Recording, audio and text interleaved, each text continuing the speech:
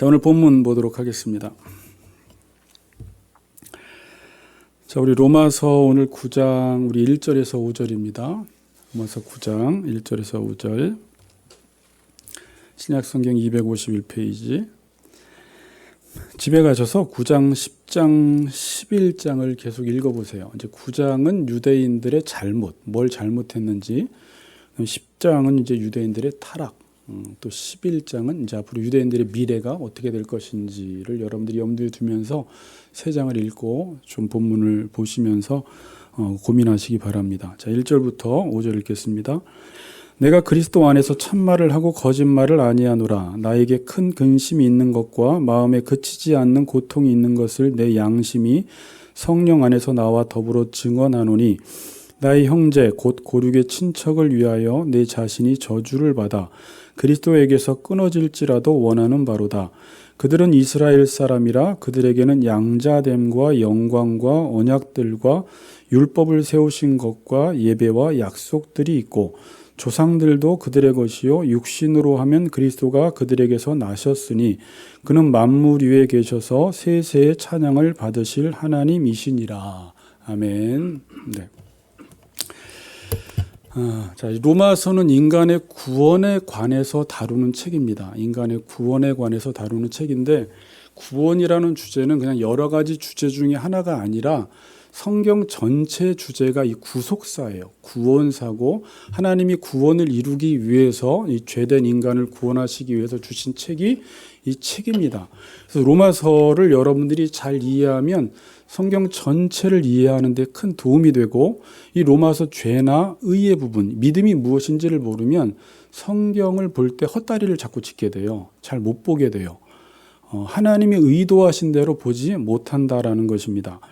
그래서 로마서 1장에서 8장까지 한번 정리해 드렸죠. 쉽게 말하면 구원이라는 것은 하나님 편에서 다 이루신 거예요. 그러니까 오늘 기도했듯이 하나님 편에서 이루었기 때문에 만약에 우리의 노력으로 구원을 이루었다면 우리가 노력하지 않으면 그 구원에서 탈락되는데 하나님 편에서 구원을 이루었기 때문에 이 그리스도의 사랑에서 끊어질 수 없다라는 것으로 8장이 마무리되어졌습니다. 그렇죠? 자, 그리고 나서 제가 서론에서 그때 어떤 이야기를 했죠? 구원이란 무엇인가를 이야기하면서 똑같이 구원이라는 것은 위에서 발생한 것이기 때문에 아래에서 발생한 게 아니라 위에서 발생한 것이기 때문에 인간의 힘으로는 인간의 노력으로는 절대 구원을 이룰 수가 없다라는 거예요. 하나님께서 위에서 발생시킨 그 구원의 사건을 내가 믿을 때만 그 구원이 일어나는 것이지 내가 스스로 구원을 이룰 수가 없어요. 그러니까 구원을 위해서 인간이 할 수 있는 것은 아무것도 없습니다. 그래서 에레미야 13장에 보면 구스인이 그 피부를 표범이 그 반점을 변하게 할 수 있겠느냐? 자기 안에 반점을 변하게 할 수 없고 구스인이 자기의 피부 색깔을 변하게 할 수 없듯이 인간은 죄를 짓고 죄인인데 내가 내 몸 하나 치료하고 회복시키고 구원시킬 수 없다라는 거예요. 그러니까 구원을 위해서 여러분들이 아무리 노력을 해도 아무리 인간이 똑똑하고 연구하고 철학자들이 구원의 방향을 제시해도 그 방법으로는 도저히 구원에 이를 수 없다라는 것입니다. 만일 인간이 스스로 구원을 이룰 수 있다면 여러분이 하나님 안 믿어도 돼요. 그리고 예수 그리스도의 십자가와 부활 사건을 믿지 않아도 되고 하나님의 은혜에 감사할 필요도 없습니다. 인간 스스로 구원을 이룰 수 있는데 뭘 하나님이 필요하고 예수님이 필요하고 뭘 하나님의 은혜에 감사하겠습니까? 내가 다 했는데. 그래서 이 구원은 전적으로 하나님 편에서 이루어지는 것입니다. 자, 그럼 하나님께서 이 구원을 위해서 뭘 하셨나요? 하나님께서 구원을 위해서 역사 속에서 뭘 행하셨어요? 2000년 전에 자기 아들 독생자를 죽이시고 살리시는 일을 하셨어요. 자, 근데 이걸 집에 가서 혼자 많이 묵상해 보세요. 인간이 스스로 구원을 이룰 수 있다면 능력 있는 사람들, 지식 있는 사람들, 학벌 있는 사람들, 문물 좋은 사람들, 빽 있는 사람들이 구원을 이룰 텐데 인간 스스로는 구원을 이룰 수 없기 때문에 하나님께서 구원 사건을 일으키셨던 것이 2000년 전에 예수 그리스도를 십자가에서 죽게 하시고 누구를 위해서? 우리를 위해서 죽게 하시고 그를 다시 살리심으로 구원을 이루셨는데, 그 당시에 로마 시대의 이 십자가 사건은 가장 죄인 중에 괴수들, 로마의 죄인들 중에서도 가장 흉악한 죄인들에게 내리는 형벌인데, 그러니까 사람들은 끔찍한 사건인데 이것을 통해서 구원 사건을 일으키신 거예요. 그러니까 사람들이 이 십자가의 사건을 보면 어떻게 해요? 유대인에게는 꺼리끼는 것이고 헬라인, 지혜를 추구하는 헬라인들에게는 미련해 보이는 사건인데, 이 전도에 미련한 것으로 하나님이 사람들을 구원하신다라는 거예요. 자, 그러니까 인간의 이성으로 따진다면 이 가장 극악무도한 사람들이 죽는 십자가형을 통해서 하나님이 구원을 일으키시니까 이 예수 그리스도의 죽었다가 다시 살아나신다라는 게 복음인데, 이 복음을 전하면 사람들이 콧방귀를 낀다는 거예요. 왜? 예수님이 가장 흉악한 죄인으로서 십자가에 죽으셨기 때문에. 지혜자일수록, 머리를 많이 굴리는 사람일수록, 인간의 능력을 높이는 사람일수록 이 복음을 믿지 않는다라는 것입니다. 근데 십자가의 도가 멸망하는 자들에게는 미련한 것이에요. 근데 구원을 받는 우리에게는 이게 능력의 사건으로 다가오는 거예요. 그러니까 오늘도 이 십자가의 복음을 제가 딱 전하면요, 아이고 목사님 햇소리 하네, 저 미친 소리 하네, 어떻게 십자가가 구원 사건이야 하는 똑똑한 사람들이 있을 수 있는데, 근데 똑똑하다고 다 받아들이지 않는 게 아니라 하나님이 지금 여러분들에게 은혜의 선물을 딱 주면 그 사람이 믿음이 생겨서 2000년 전의 십자가의 사건이 나의 사건으로 믿어지는 놀라운 역사가 일어나더라는 거예요. 그게 복음이에요. 그러니까 지금도요, 이 미련해 보이는 복음, 너무 사람의 입맛에 맞게 전할 필요 없이 그냥 하나님이 우리를 구원시킨 사건을 이 강단에서 성도들이 모였을 때 전하면 하나님께서 그 미련해 보이는 십자가 사건을 통해서 어떻게 해요? 사람들을 구원하시더라는 거예요. 근데 자꾸 유혹이 뭘까요? 이게 너무 미련해 보이니까. 더군다나 강남 가면 똑똑한 양반들이 너무나 많으니까 그냥 그들이 듣고 싶어하는 소리로 인간의 입맛에 맞게 자꾸 복음을 변질시켜서 전하면 당장 듣기에는 좋을 수 있고, 당장 입맛에는 맞을 수 있고, 당장은 위로를 받지만 뭐는 안 일어난다? 구원의 사건은 안 일어난다라는 거예요. 아, 오늘 설교 재밌었어. 아, 오늘 설교 너무 좋았어 라고 이야기하는데 뭔 안 일어난다는 거예요. 구원 사건은 안 일어나더라는 거예요.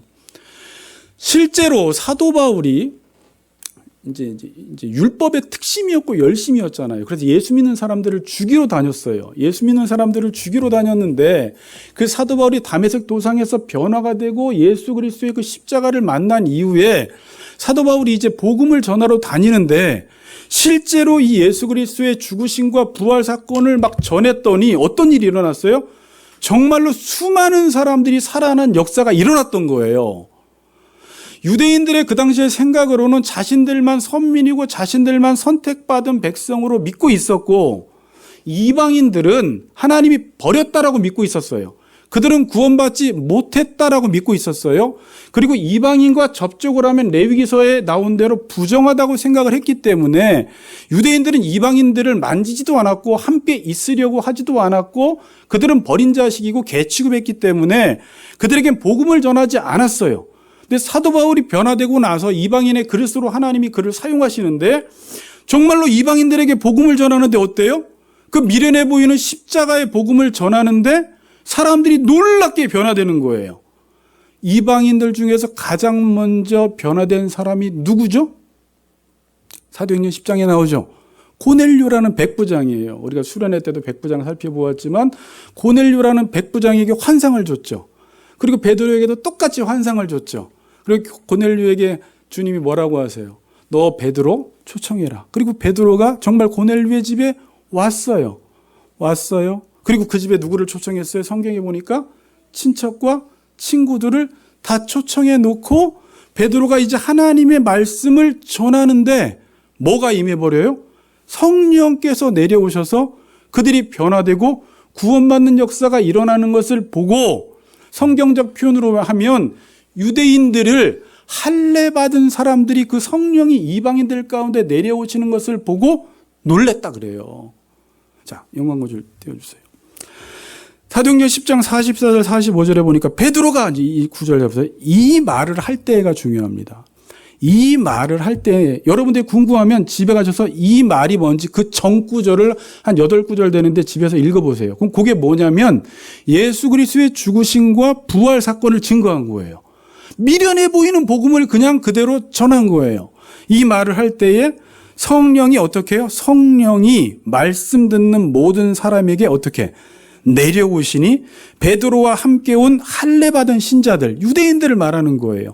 유대인들이 이방인들에게도 성령 부어주심으로 말미암아 놀랐다. 왜 놀래요?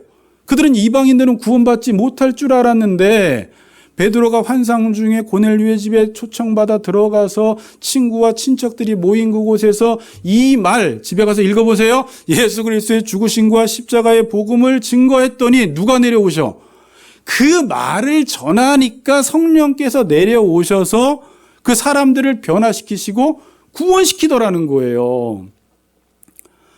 여러분, 제가 이제 성령론을 가르칠 때, 여러분들에게 이제 성령론을 가르칠 때 성령은 단독적으로 사역을 하시는 분이 아니세요. 항상 말씀과 함께 사역을 하세요. 그러니까 우리가 성령론이 잘못된 게 말씀은 바르게 가르치지 않고 요즘 잘못된 성령 집회를 하는 것은 성령이여 오시오, 성령이여 가시오, 성령이여 받을지어다. 성령은 우리가 부리는 영이 아니고 하나님의 말씀을 깨닫게 하는 영이고 하나님의 말씀을 전할 때 그 말씀 가운데 역사에서 사람을 변화시키는 능력이 성령 안에 있는 거예요. 그럼 성령은 언제 역사돼요?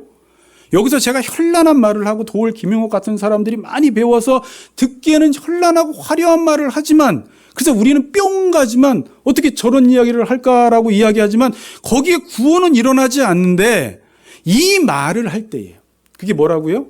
예수 그리스도의 죽으심과 부활 사건을 증거할 때 성령께서 내려오셔서 그 사람의 마음을 바꾸시고 중생시키시고 구원하는 역사가 일어난다라는 거예요. 그럼 지금도 여러분들 제가 여러분들에게 자 이제 제가 아까 우리 누구랑 이야기했지? 자 십자가 집사님하고 잠깐 얘기했구나. 십자가의 죽으심과 부활을 전한다라는 것은 제가 저번에도 그랬죠. 그냥 단순히 예수님이 우리를 위해 죽으셨습니다. 다시 살아나셨습니다가 아니라 이게 기독교 전체예요. 이제 우리는 죄인된 사람들이 예수를 믿고 구원을 받았잖아요. 구원을 받았지만 구원을 받아가야 되잖아요. 구원을 받아가고 앞으로 구원을 받아야 되잖아요. 이게 구원론이잖아요. 그러면 예수 믿는 전체가 뭐냐면 늘 말씀 앞에 나는 계속 죽어지는 거예요. 그러니까 여러분 교회 오면 무슨 말을 들어야 되냐면 하나님의 뜻 앞에 계속 내가 죽어져서 아까 우리 이정민 집사님이 고백한 것처럼 기도만 하면 계속 내 죄만 보이는 게 정상인 거예요. 그게 이상한 게 아니에요. 하나님의 말씀의 거울 앞에 내 자신을 비추어 보면 나는 형편없는 사람이고 내 힘으로는 도저히 하나님의 뜻을 이룰 수 없다라는 것만 깨달아요. 근데 이게 정상적인 과정이라는 거예요. 이렇게 말씀 앞에 나는 계속 죄에 대해서는 죽어져요. 근데 의에 대해서는 계속 살아나는 게 십자가 복음 전체예요.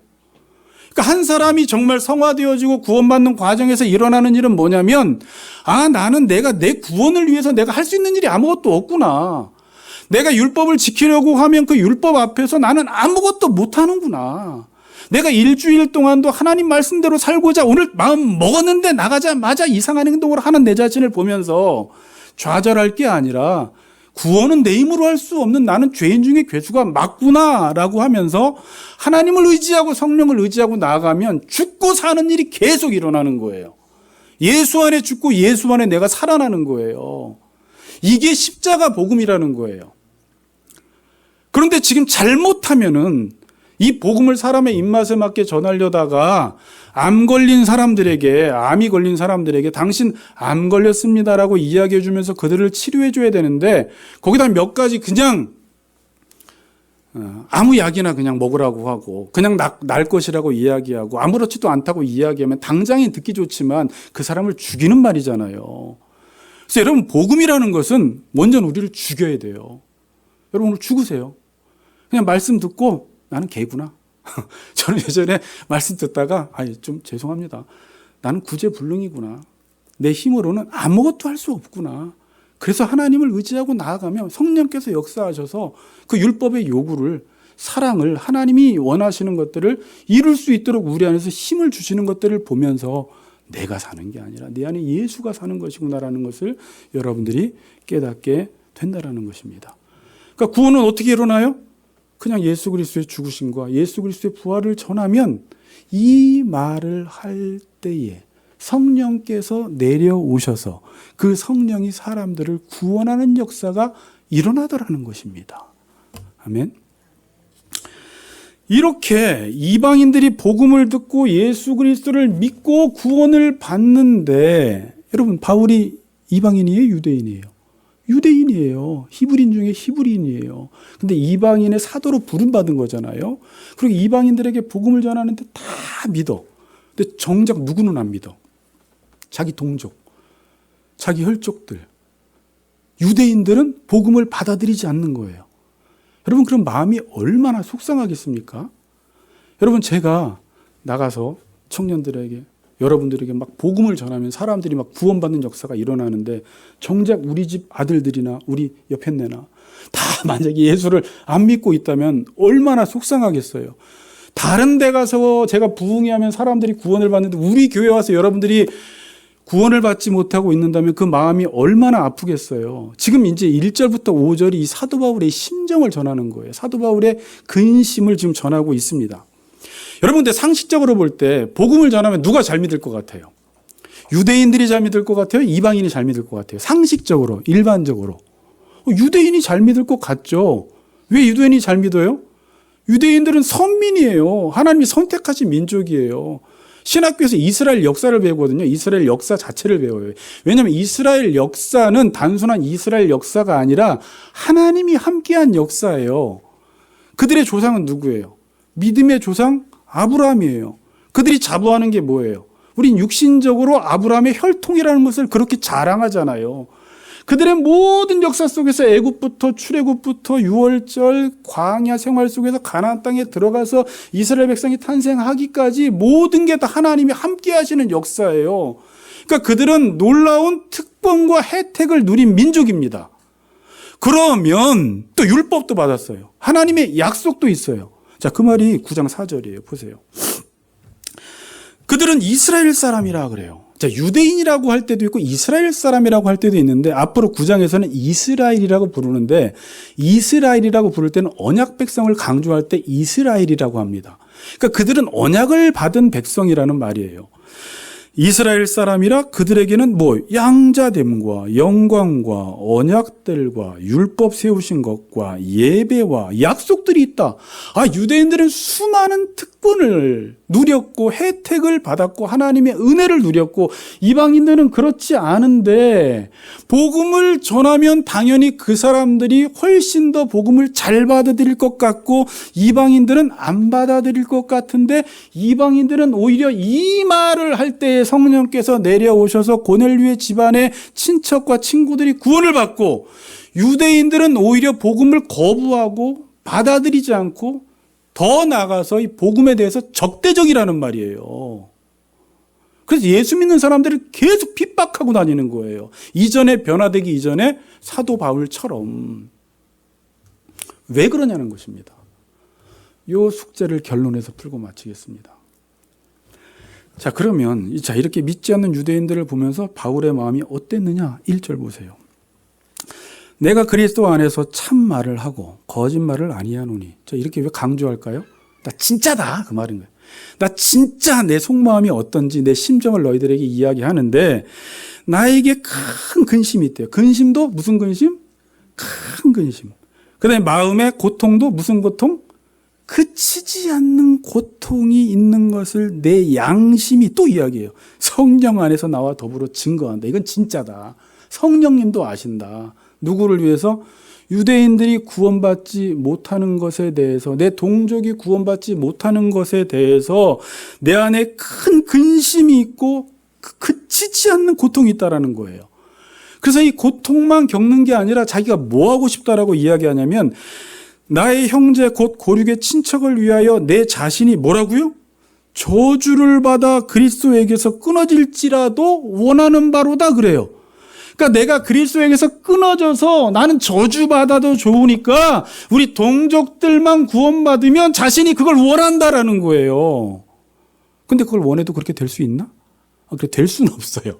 근데 그 정도로 자기의 동족들을 구원시키고 싶은 거예요. 그게 진짜 내 마음이다. 성령이 내 안에서 더불어 증거한다라고 지금 이야기를 하고 있습니다.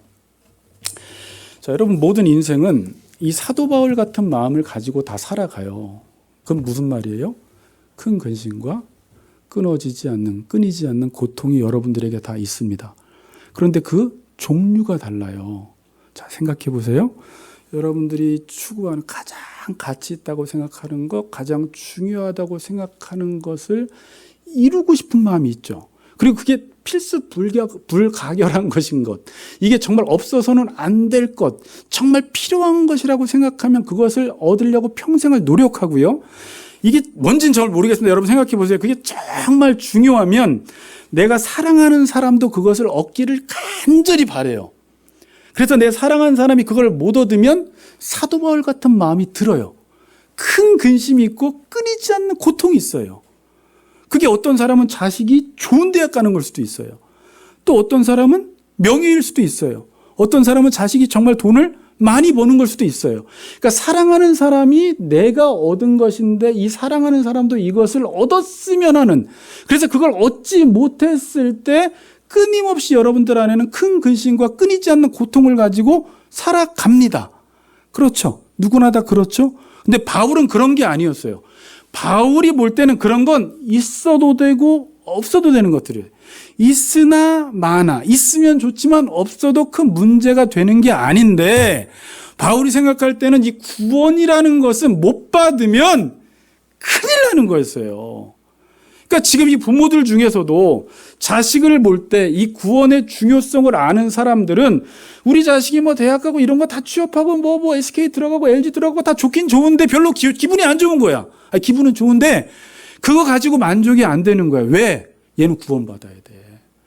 그건 언제든지 잡을 수도 있고 그거 없는다고 해서 삶에 큰 지장을 주나? 아니, 주지 않아요. 근데 우리 자식이 구원 못 받으면 미치겠는 거예요. 왜냐하면 구원 못 받으면 하나님의 진노가 얼마나 무서운지를 알기 때문에 이것만큼은 내가 살아생전에 자녀에게, 내 가장 친한 사람에게 주고 싶다는 마음이 들면 끊임없이 뭐가 드는 줄 알아요? 큰 근심과 끊이지 않는 고통 속에서 살아가는 거예요. 기도만 하면 눈물이 나오는 거예요. 기도만 하면 다른 건 모르겠는데 이것만큼은 내가 주고 싶은 거예요. 그 마음이 누구에게나 있다라는 것입니다. 여러분, 사랑하지 않으면요, 이런 마음이 없어요. 자, 사랑하지 않으면요, 옆에 사람들이 잘 되건 못 되건 구원 받건 안 받건, 그래서 여러분, 이기적인 사람은 되게 편해요. 나만 생각하는 사람은. 나만 구원받으면 좋은 거야. 옆 사람은 구원받건 못 받건, 근데 원래 구원받는 사람은 그런 생각이 들면 안 됩니다. 그럼 자기의 구원을 의심해 봐야 돼요. 근데 어쨌든 사랑이라는 것은 자꾸 신경 쓰이게 만들어요. 이 좋은 걸 저 사람한테 주고 싶어. 그리고 저 사람이 그걸 못 받으면 그걸 주고 싶기 때문에 신경 쓰여서 끊임없이 그냥 끊어버리면 되는데 안 끊어져. 주고 싶은 것 때문에 스스로 사랑하니까 고통을 당해요. 그래서 사랑은 고통당하는 거예요. 여러분, 속 편하게 살려면 그냥 미쳐버리면 되든지, 아니면 나만 생각하면 정말 편해요. 신경 쓸 일도 없어요. 여러분이 정말 이 구원이 얼마나 가치 있고 중요한지를 안다면 계속 기도할 때마다, 지금도 집도 부유해, 잘 살아, 연봉도 높아, 모든 게 갖추어졌는데 이 부분이 해결되지 않으면 사도 바울처럼 큰 근심과 끊이지 않는 고통 속에서 기도하며 살아가게 되는 거예요. 뭐 하니까? 사랑하니까 그러는 거예요. 놓으려고 그래도 놓을 수가 없는 거예요. 안 놓아지는 거예요. 우리 친구도 구원받아야죠. 네. 그리고 뭐라 그러면 자신이 그리스도에게서 끊어져 저주를 받아도 괜찮으니까 우리 동족이 구원받았으면 좋겠다라는 거예요. 자, 여러분 이런 마음이 어떻게 들 수 있을까요? 저는 이제 질문을 계속해서 설교하다가 이런 마음이 어떻게 들 수 있을까? 이런 마음을 주세요라고 하면 들 수 있을까? 목사가 되고 선교사가 되고 우리 찬양 인도자가 되면 이런 마음이 저절로 들까요? 장로 안수를 딱 받는 순간 이런 마음이 확 들어올까요? 이 마음은 한 인간이 구원을 받아야 되는데 이 구원이 얼마나 중요한지를 알고 구원을 받았으면 하는 절박함과 절실함이 그 안에 있어야 돼요. 먼저는. 그 다음에 또 하나는 이 구원을 받지 못했을 때, 잘 들으세요. 아까 잠깐 이야기했지만 그에 미치는 결과와 영향이 얼마나 크고 무서운지를 아는 사람만 이런 마음이 들 수가 있어요. 여러분들이 구원 받든지 안 받든지 살아가는데 미래에 큰 지장이 없다고 생각하면 이런 마음 들 리가 없어요. 여러분, 우리가 왜 막 전도하지 않고 하나님 믿으라고 하지 않죠? 저 사람 지금 좋은 대학 다니고 좋은 데 취업해도 잘 다니고 있으면 행복하겠다라고 생각하니까 구원이라는 것을 굳이 그에게 소개해 줄 이유를 못 찾는 거예요. 그러니까 구원받지 못했을 때 그 영혼이 어떤 상태에 처해질지에 대한 인식이 없기 때문에 태평한 거예요. 여러분 이제 로마서 1장으로 딱 가보시면 사도 바울이 1장 18절에서 무슨 이야기를 했어요?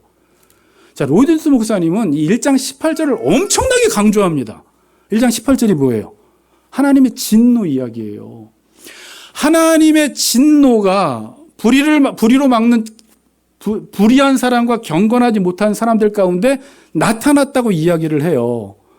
많은 사람들이 하나님에 대해서 속성에 대해서 오해를 하는 게 이렇게 가르치는 사람도 있습니다.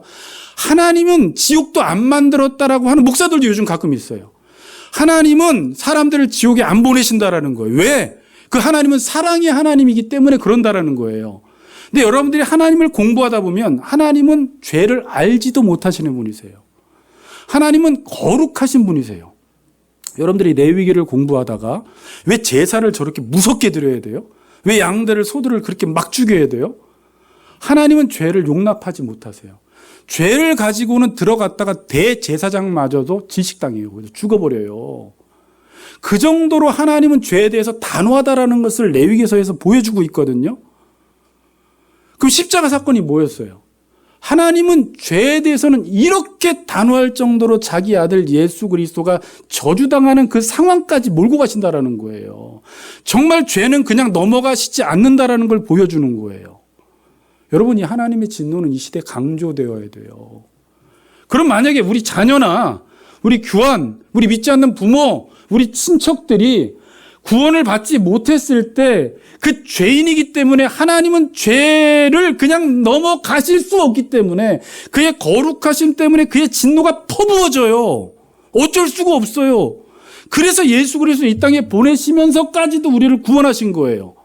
왜? 죄인이면 지금만 문제가 아니라 지금도 버림당하지만 미래에도 주님이 오시는 그날의 영원한 심판대에서 성경에서 이야기하는 이 시대에서 잘 이야기하지 않는 불지옥에 들어가기 때문에 끊어지지 않는 끝이 없는 지옥에 가기 때문에 이 하나님의 진노를 알기 때문에 자기 동족을 향해서 이런 마음이 들었던 거예요.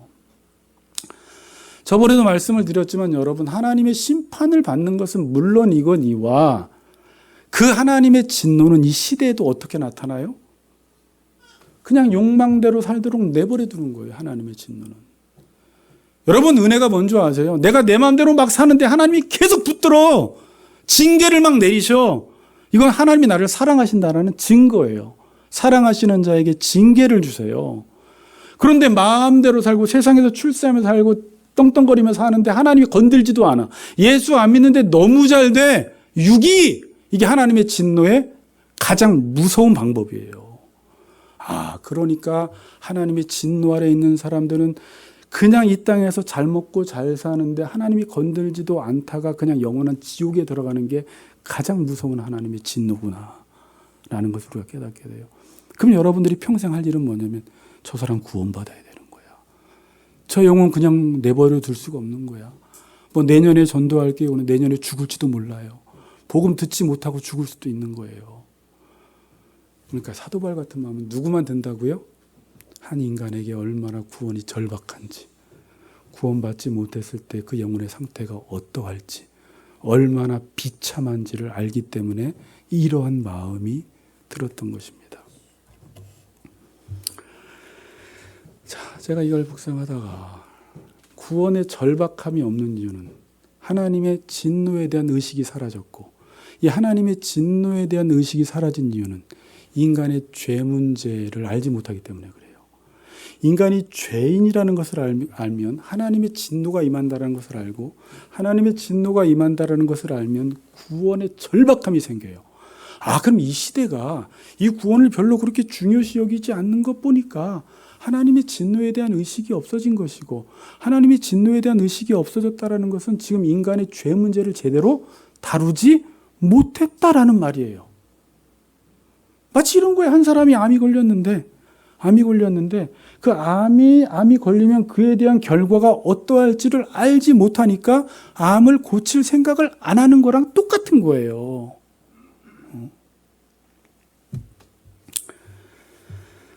그래서 사도 바울은 한 인간이 구원받지 않으면 어떻게 된다는 것을 알기에 큰 근심이 있었고 그치지 않는 고통이 있었어요. 여러분, 이게 누구의 마음이에요? 자, 설교 재미있어요? 잘 들으세요. 구원. 이 시대에 여러분들이 이 구원론 잘 들어야 돼요. 이게 누구의 마음이에요? 예수님의 마음이에요. 예수님의 마음. 그래서 예수님이 어떻게 하셨어요? 우리가 죄인인데 사도 바울 같은 마음이, 그러니까 사도 바울이 예수님 같은 마음이 있었지만 예수님이 자기가 하나님에게서 끊어졌잖아요. 거기는 끊어질지라도가 아니라 끊어져서라도 우리를 구원시켰잖아요. 그러니까 사도 바울이 은혜를 받으니까 예수님과 똑같은 마음이 드는 거예요. 그럼 만약에 사도 바울이 자기 동족을 위해서 끊어지면, 그래서 십자가에 죽으면 그들이 구원을 받을까요? 받지는 못해요. 사도 바울도 죄인이기 때문에. 그러나 심정은 그렇다라는 것입니다. 이게 사도 바울의 근심이었어요. 제가 성경을 공부하다가 지금 계속 학자들이 9장, 10장, 11장이 삽입된 장이다, 이 흐름이 끊겨버린다라고 이야기를 하는데 이게 연결이 잘 안 된다라는 거예요. 저도 이제 학자는 아니지만 책들을 보면서 고민을 해보니까 설교를 준비하다가 그냥 하나님이 주신 은혜가 우리가 그리스도의 사랑에서 끊어질 수 없다라고 하는데, 이 사도 바울이 자기가 끊어질지라도 이 주님의 마음을 가지고 유대인들을 향한 그 애타는 마음을 가지고 그들을 바라보는 그 문맥상에서 이걸 해석하면 좀 좋지 않을까라는 생각까지 했는데, 지금 사도 바울의 이런 마음과 근심이 여러분들 안에도 있는지 한번 생각해 보시기 바랍니다. 자, 이제 아까 위에서 했던 질문으로 하고 마무리 짓게요. 자, 유대인들은 하나님으로부터 너무나 많은 은혜를 받았어요. 큰 특권과 혜택을 누렸습니다. 그런데 왜 이들은 구원에서 탈락되고 구원에서 멀어진 것입니까?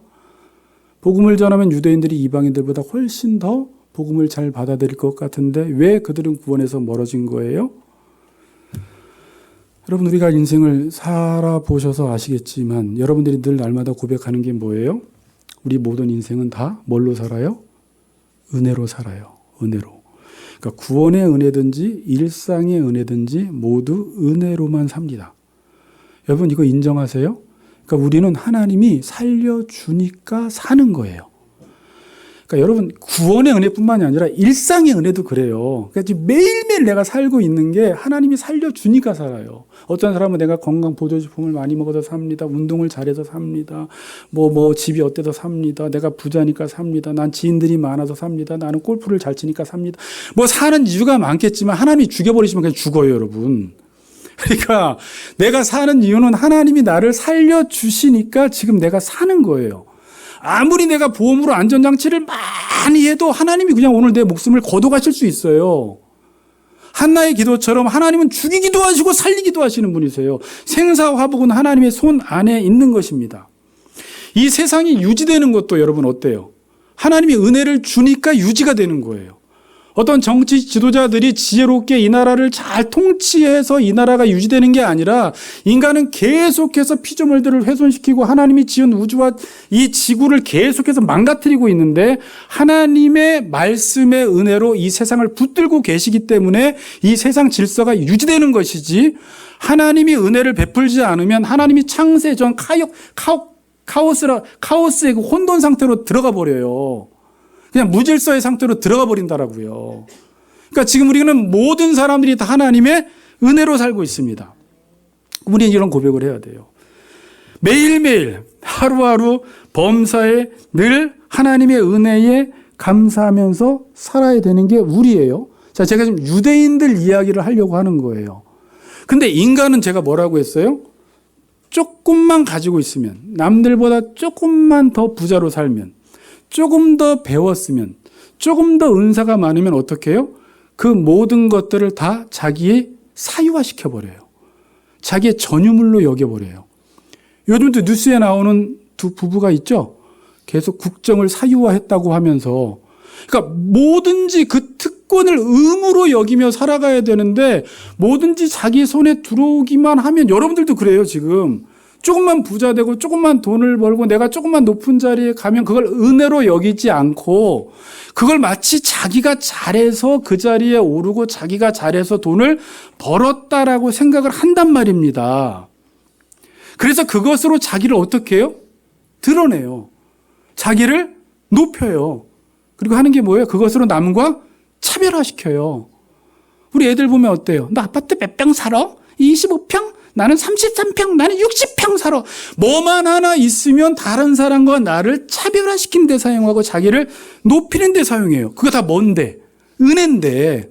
하나님이 다 주신 건데 그 은혜만 주면 하나님이 무서워요. 여러분, 하나님이 은혜를 주시는 분인데 은혜 줄 때 하나님 막 두려워져. 제가 그거를 사유화시키면 어떡하지? 자기가 했다고 하면 어떡하지? 그러면 오히려 은혜 받아서 망하거든요. 여러분, 은혜는 받는 건 좋은데 은혜를 어떻게 사용하느냐에 따라서 은혜는 그 사람에게 복이 되기도 하고 그 사람을 죽이기도 해버려요. 그래서 은혜를 제대로 활용하지 못하는 사람은 은혜 받으면 안 됩니다. 사도 바울이 은혜를 너무나 많이 받아서 교만해질까 봐 하나님이 육체에 가시를 줬잖아요. 자고하지 않게 하기 위해서. 그러니까 누구에게 하나님이 여러분들에게 뭘 많이 주면 그 사람이 높아져서 자고해지면 하나님과의 관계가 끊어지면 사명자로서 못 살기 때문에 하나님이 그 은혜를 간수할 수 있을 것만큼 어떤 가시들을 계속 장치를 마련해 주어서, 내가 사는 것은 내가 사는 게 아니라 하나님의 은혜로 사는 것이지, 내가 돈을 많이 번 것은 내가 열심히 한 게 아니라 하나님의 은혜로 된 것이지, 내가 이 자리까지 올라온 것은 내가 열심히 노력해도 된 게 아니라 하나님이 좋은 지혜와 하나님께서 힘을 주셔서 이 자리까지 온 것이지라고 생각하도록 계속 만드는 게 은혜예요.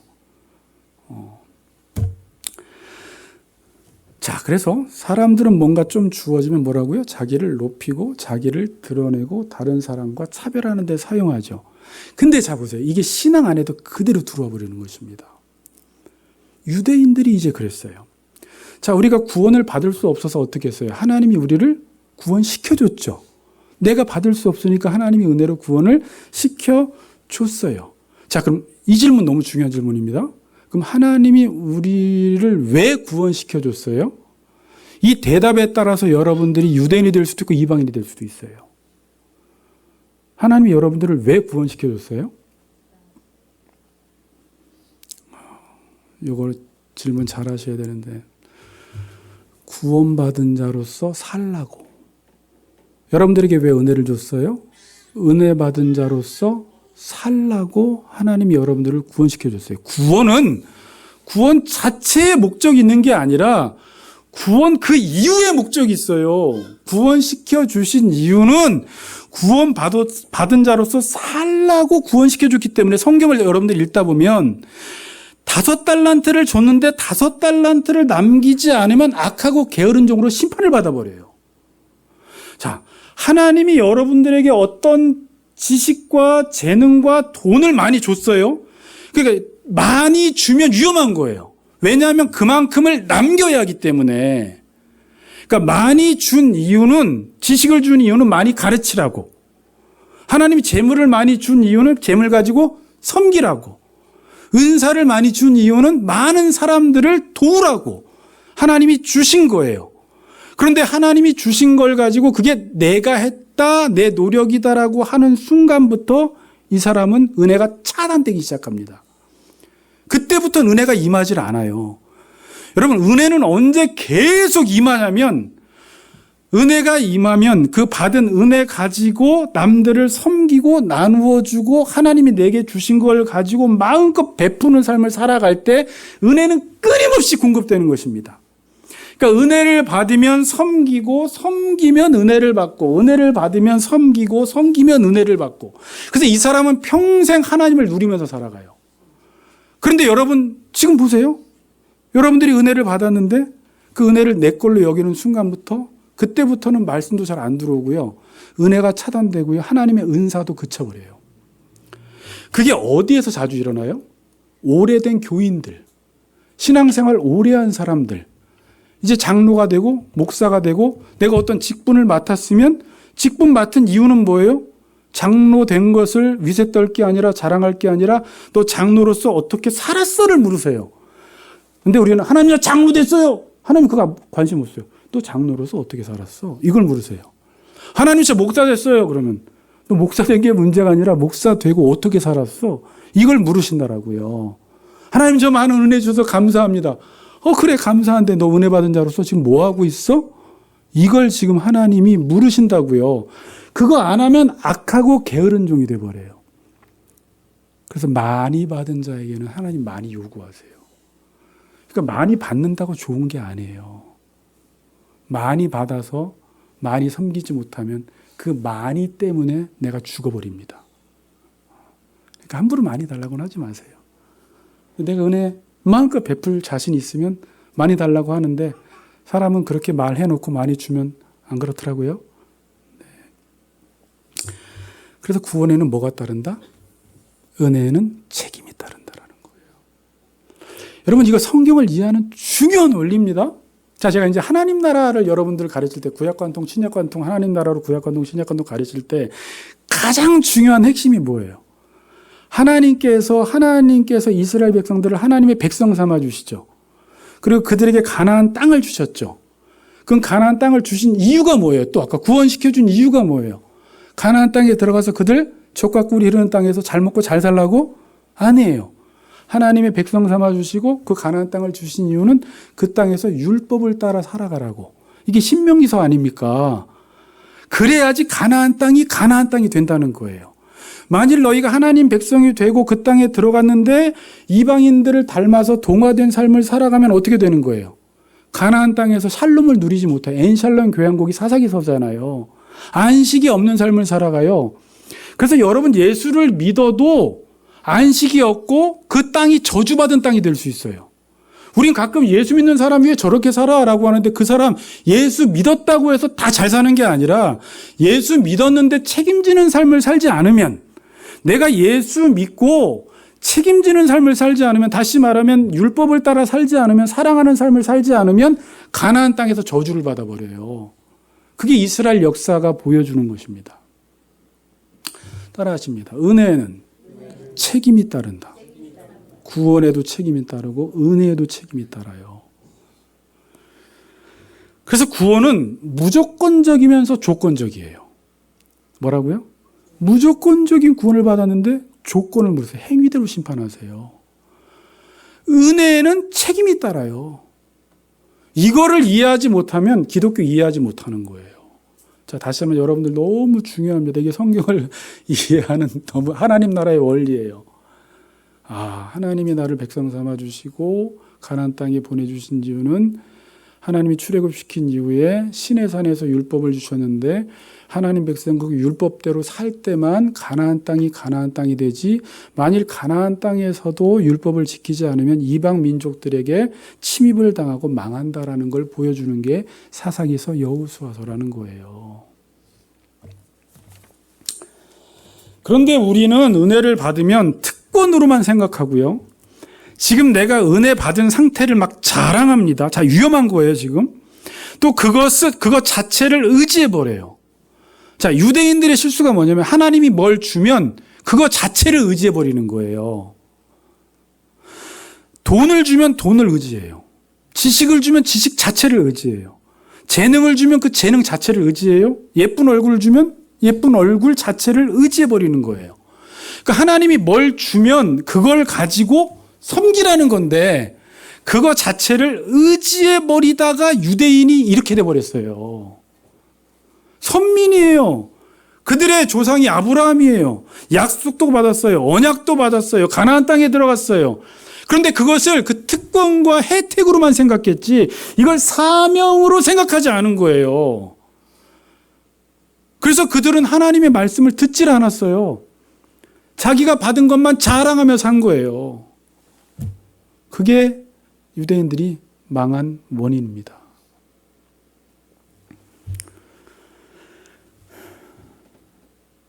교회 안에서도 은혜를 많이 받다 보면 여러분 직분도 받고 집안이 기독교 집안이 되고 집안에서 목사도 나오고 사람들의 인정과 존중을 받고 자녀들이 잘 되고 그럼 마치 이것이 자신이 잘나서 이렇게 된 줄 알아요.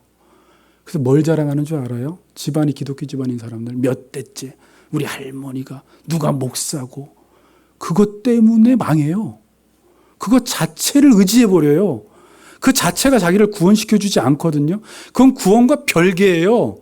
구원 받을 수 있는 좋은 환경이 있지만 그 자체가 나를 구원해 주지는 않아요. 우리 종혁이도 아빠가 목사라고 해서 저절로 구원받지 않아요. 할아버지가 장로님이라고 해서 저절로 구원받지 않아요. 구원은 내가 개인적으로 받는 거예요. 근데 우리는 그걸 막 의지하고 있어요. 우리 집안은 어떤 집안이고 이러면서. 유대인이 그러다가 복음을 안 들은 거예요. 교만해져서. 그런데 어느 날 새가족들이 들어오더니 새가족들은 복음을 전하니까 그렇게 잘 받아들여. 이게 이제 역전현상이 일어나요. 기존에 젖붙임 당한 유대인들은 잘려나가고 이방인들이 젖붙임 되어져요. 이제 뒤에 그런 내용이 나와요. 그러다가 기존 신자들이 다 유대인들처럼 됩니다. 그래서 여러분 은혜 받는 건 좋은데 은혜 받는 건 되게 위험한 거예요. 은혜 많이 받아서 은혜 잘못 사용하면 은혜가 시한폭탄이 돼버려요. 그래서 은혜 받으면 그 은혜를 잘 사용해야 돼요. 하나님 이걸 가지고 뭘 할까요? 하나님 왜 나에게 은혜를 주셨죠? 나를 살려주신 이유가 뭐죠? 하나님 나에게 왜 요즘 이렇게 돈을 많이 주시죠? 나는 왜 이렇게 재능이 많죠? 잘 사용해. 그게 하나님의 뜻이에요.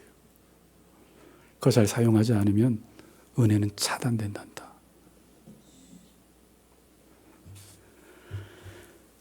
결론을 내리겠습니다. 여러분 은혜는 책임이 따르고 은혜 받은 자는 어떻게 사는 줄 아세요? 사명자로 살아가요. 사명자는 아무나 사명자 되는 게 아니라 은혜 왕창 받은 사람이 사명자가 돼버려요. 여러분 사도 바울은 이렇게 배경이 어때요?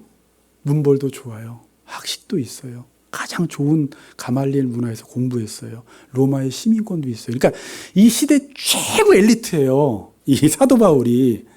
부러울 게 아무것도 없는 사람이 사도 바울이에요, 여러분. 사도 바울 공부하면. 최고예요, 최고. 그러니까 자기가 자랑하잖아요, 빌립보서에. 나 이렇게 많은 유익을 누리고 있었다. 근데 이 많은 유익을 그리스도를 위해서 다 해로였다 그러잖아요. 여러분, 이 정도 되면은 떵떵거리고 살 것 같은데 사도 바울은 지금 어떤 삶을 살아가요? 십자가의 길을 걸어가고 있어요. 외로운 길을 걸어가고 있어요. 한 영혼을 위해서 고통당하는 길을 걸어가고 있어요. 보통 권력자들은 누가 하나 구원받지 않으면 그냥 신경 안 쓰는데 자기 동족이 구원받지 못하니까 어떻게 해요? 그것 때문에 큰 근심과 고통을 당하는 삶을 살아가요. 왜 그랬을까요, 사도 바울은? 그 문벌도 좋고 학식도 있고 배경도 좋은데 왜 이런 십자가의 길을, 외로운 길을, 왜 한 영혼을 위해서 고통당하고 근심당하는 길을 왜 걸어가요? 은혜를 많이 받아버려서 그래요. 은혜를 많이 받아버려서. 은혜를 많이 받아버리면 하나님의 마음과 예수님의 마음이 이 안에 생겨요. 아세요? 그럼 한 영혼을 봤을 때 사도 바울 같은 마음이 들어요. 그 한 영혼을 위해서 애타는 마음이 들어요. 놓고 싶은데 안 놔줘요. 신경이 쓰여요. 그리고 그 한 영혼을 때문에 큰 근심과 끊이지 않는 고통 속에서 살아가요. 그게 예수님이 가셨던 길이에요. 예수님은 하나님이세요. 그런데 하나님 보좌 우편에서 그걸 버리시고 이 땅에 내려오셔서 우리와 같이 되셨고 죄인된 그 길을 함께 걸어가신 이유는 그분이 우리를 사랑하시기 때문에 그래요. 그래서 여러분 은혜 많이 받은 사람은 예수의 마음, 하나님의 마음이 우리 안에 생겨서 이런 길을 걸어가게 되는 것입니다.